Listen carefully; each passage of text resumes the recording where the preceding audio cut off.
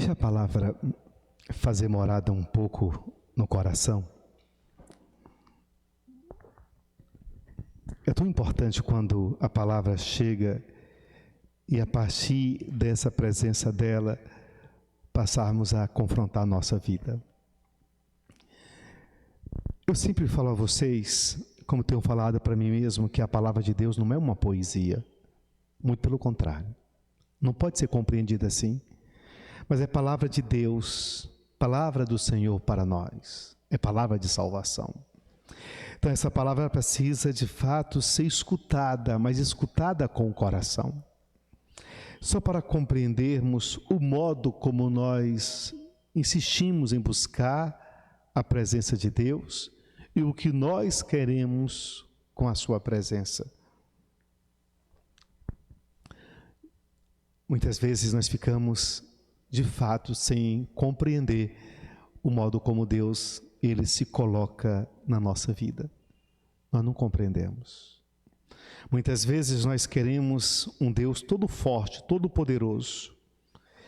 E Jesus vai se revelando de tal modo, tão sereno, tão tranquilo, tão próximo, que os homens muitas vezes não foram capazes de compreender.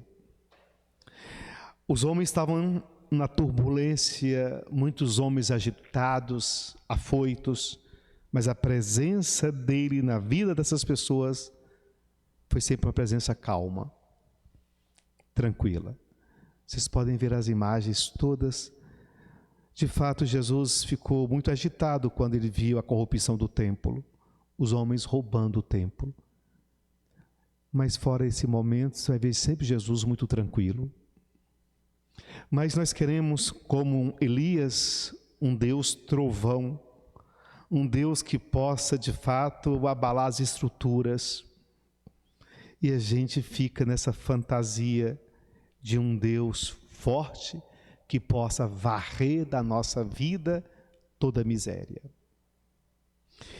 E porque não acontece como queremos, mas depositamos nas suas mãos tudo, e do modo como queremos, esse Deus nada realiza, porque Deus, Ele não olha para mim, não olha para você, de modo que, olhando, Ele visse homens e mulheres incapazes.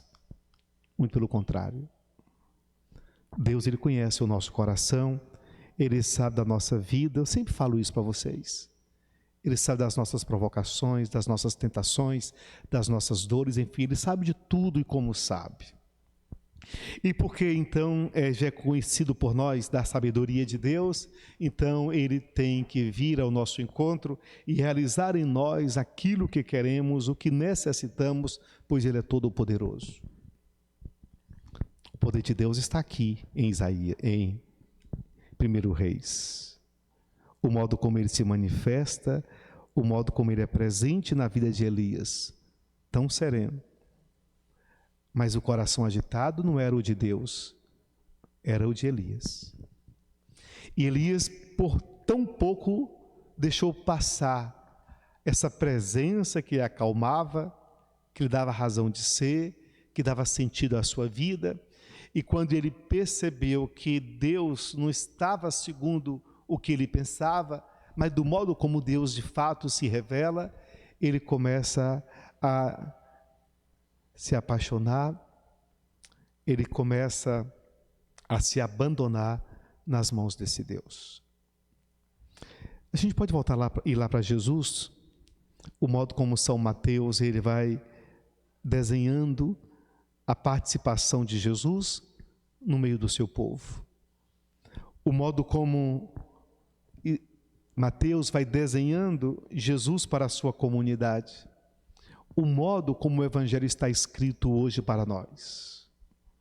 É uma questão de querer escutar. Se o nosso coração de fato escuta, então nós vamos percebendo o modo como esse Deus vai se manifestando.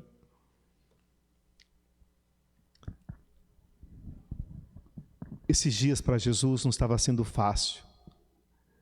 Domingo nós ouvimos Jesus que sai para chorar um pouco a morte do seu primo, mas não foi possível.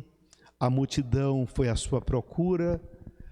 Hoje, ele manda os seus amigos seguir viagem e ele manda o povo embora. E enquanto o povo vai, ele quer ficar só. Ele quer chorar as suas dores, ele quer viver o seu cansaço.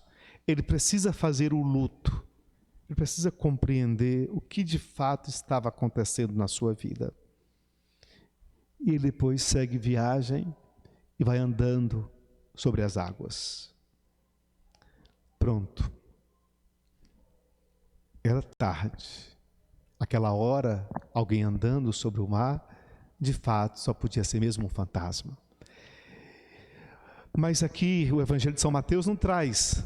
Na verdade, quem reconhece Jesus é sempre João, é sempre o discípulo amado.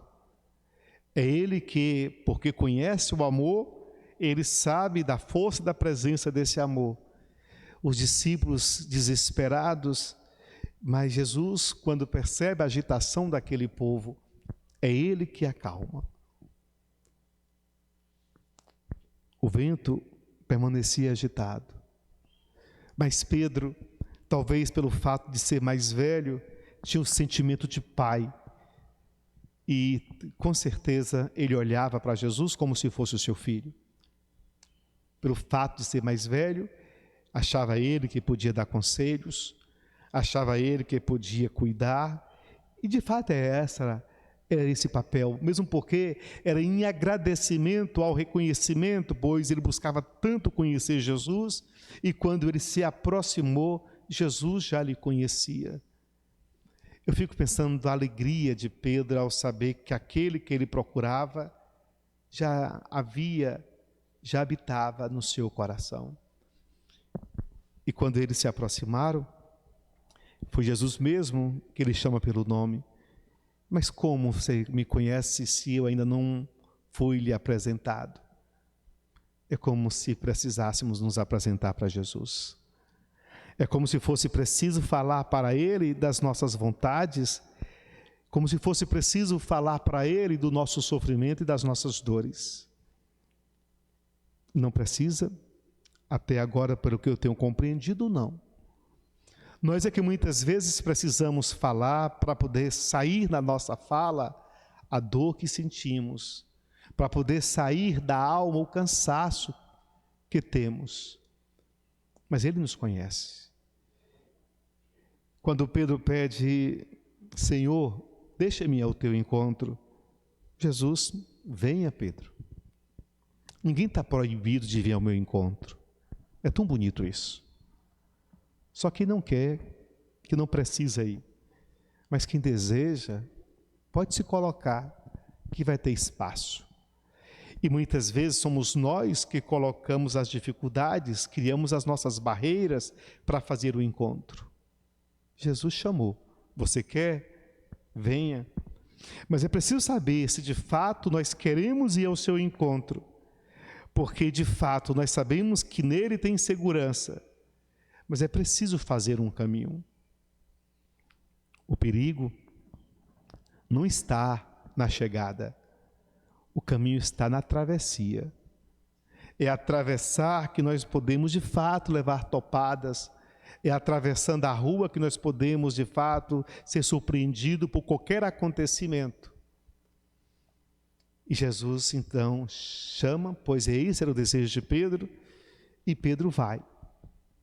E aqui nós podemos fazer de fato, olhar esse paralelo, olhar Elias, que está agitado, querendo sentir a presença de Deus, e ele vai perceber Deus de fato num momento muito sereno. É Pedro que se agita quando ouviu falar que era um fantasma, e ele se coloca para ir ao seu encontro, e é tão bonito essa cena, porque enquanto Jesus chama e ele escuta e olha, ele vai. Mas como nós também, muitas vezes, o nosso olhar se dispersa e nós ficamos dispersos. Muitas vezes nós olhamos as estrelas, olhamos as nuvens, olhamos a água, prestamos atenção no vento e esquecemos de olhar para aquele que nos chama. E quando o nosso olhar se desvia, então nós só vemos a miséria, só vemos a dor, o cansaço, o sofrimento, a nossa incapacidade. E nós vamos perceber que nós só somos fortes mesmo em Deus. Fora de Deus, nós somos o que somos. E nessa cena de Pedro nós podemos compreender aqui a nossa humanidade. E é esse Deus que se faz presente tão sereno, estende a mão, e quando Pedro de fato toca, ele então pode sair da água. Mas pelo fato de Jesus estar presente, ali também nós podemos compreender que a vida não se transformou, o vento não deixou de ser agitado. É só para compreendermos, porque muitas vezes nós queremos estar caminhando com Deus, e porque acreditamos que Ele está, nós então caímos na ilusão de acreditar que não tem mais problema. Sai dessa ilusão, porque isso não existe. Isso é fantasia, isso é loucura. O problema existe. Nós vamos enfrentar de um modo diferente. Nós vamos enfrentar sabendo que nós não estamos sozinhos. Vamos enfrentar a nossa vida sabendo que alguém nos conduz. Nós vamos poder enfrentar a vida, sabemos que a vida, pertence a Deus. E aí nós sabemos que nele nós podemos confiar. E é preciso então prestar bastante atenção, pois Deus está. E é tão interessante também porque eu sempre falo isso, é tão bom celebrar, louvar, cantar, falar de Deus.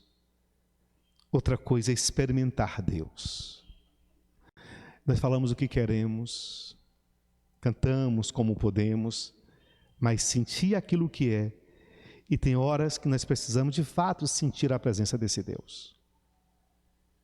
E esse Deus muitas vezes nós não compreendemos. Eu falava ontem numa missa, na missa das 18, do retiro que eu fiz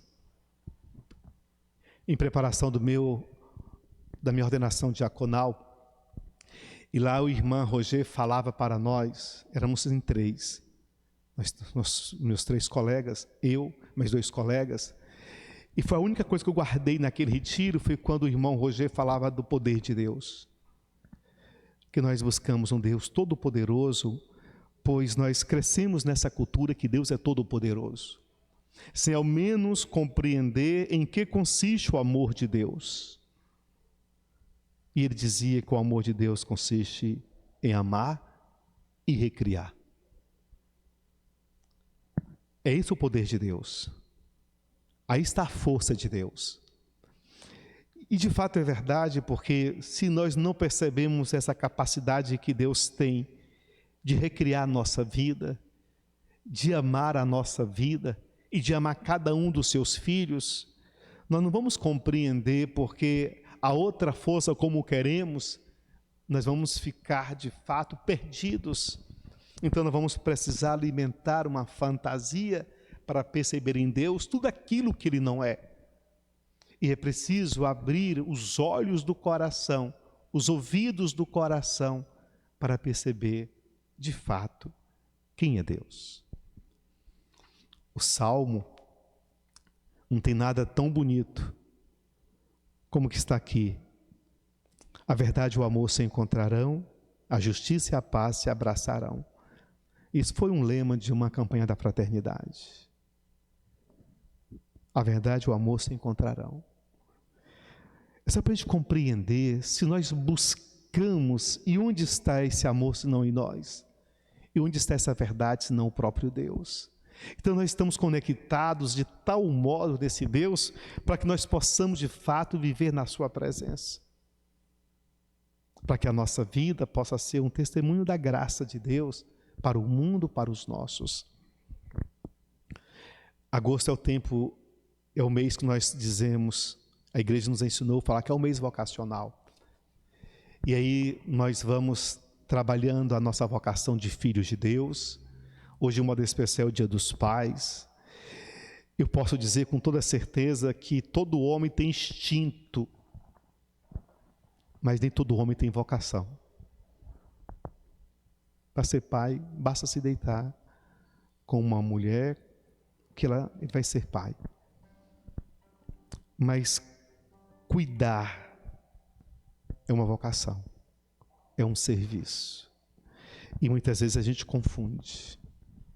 Então nós somos vocacionados a fazer parte do projeto de Deus e perceber a presença de Deus de modo bem sereno, porque a agitação não é de Deus, é nossa. Os conflitos são nossos, não de Deus. Mas também, um tempo desse, o padre Marcelo Rossi, ele cantou uma musiquinha que tudo é do Pai. E de fato é verdade. Ou toda a honra, toda a glória. Mas eu não posso compreender que as nossas misérias é do Pai. As nossas misérias são as nossas misérias. As nossas dores são as nossas dores. As nossas confusões são as nossas confusões.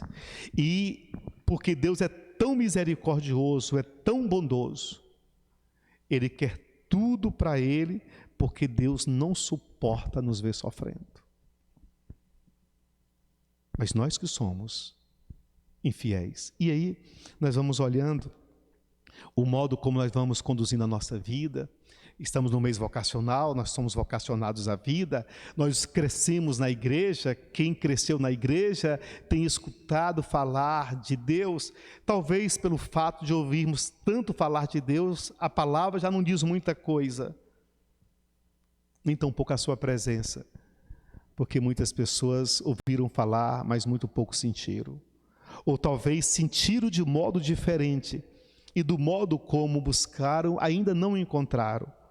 Por isso que eu tenho falado muitas vezes, pelo menos a minha necessidade, de olhar a palavra, de meditar a palavra, de você mesmo ler o que está escrito, compreender o que está escrito. Tenta gravar no coração o que você lê. Tenta compreender. Se não compreender, busque alguém para poder falar o que está escrito, para que você possa ver com seus próprios olhos, compreender com seu coração o modo como Deus se faz presente. Porque cada dia que passa eu vou compreendendo que coloca limites nessa relação somos nós, não Deus. De fato é verdade. Hoje aqui ele fala para São Pedro: coragem, homem de pouca fé.